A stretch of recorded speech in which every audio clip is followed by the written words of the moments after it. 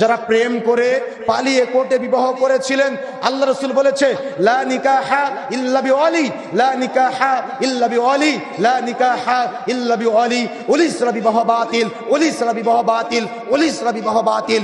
যে বিবাহে ওলি নেই সেই বিবাহ বাতিল, যে বিবাহে ওলি নেই সেই বিবাহ বাতিল। অর্থাৎ ওলি ছাড়া বিবাহ বাতিল। আপনি যে কোর্টে পালিয়ে বিবাহ করেছিলেন, মেয়ের পিতা ছিল না, মেয়ের অভিভাবক ছিল না, আপনি বলতে পারেন মেয়ের বান্ধবী ছিল, মেয়ের দুলাভাই ছিল। মনে রাখার চেষ্টা করবেন, মেয়েরা একা একা বিবাহ করতে পারে না, কোনো মেয়ে বিবাহের সাক্ষী হতে পারে না, কোনো মেয়ে বিবাহের অলি হতে পারে না। মনে রাখার চেষ্টা করতে হবে, কোনো মেয়ে একা একা বিবাহ করতে পারে না, কোনো মেয়ে বিবাহের সাক্ষী হতে পারে না, কোনো মেয়ে বিবাহের অলি হতে পারে না। তাহলে বিবাহ দিবে কে? অলি। মেয়ের পিতা যদি বেঁচে থাকে মেয়ের পিতা বিবাহ দিবে, পিতা মারা গেলে মেয়ের ভাই বিবাহ দিবে। অর্থাৎ স্তর ভেদে যদি অলি পরের জন মারা যায় তাহলে তার পরের জন বিবাহ দিবে।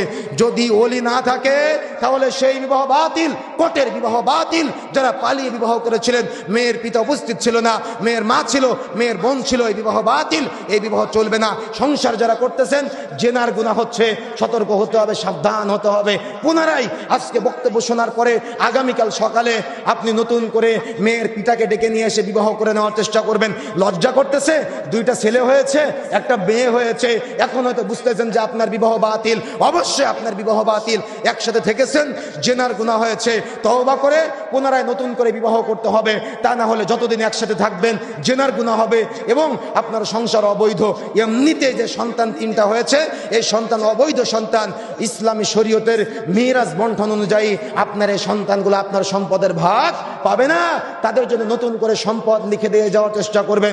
মনে রাখার চেষ্টা করবেন, কোর্টের বিবাহ বাতিল, পালিয়ে বিবাহ করা বাতিল। ছেলে একা একা বিবাহ করতে পারে, কিন্তু মেয়ে কখনো একা একা পালিয়ে অভিভাবক ছাড়া ওলি ছাড়া বিবাহ করতে পারে না।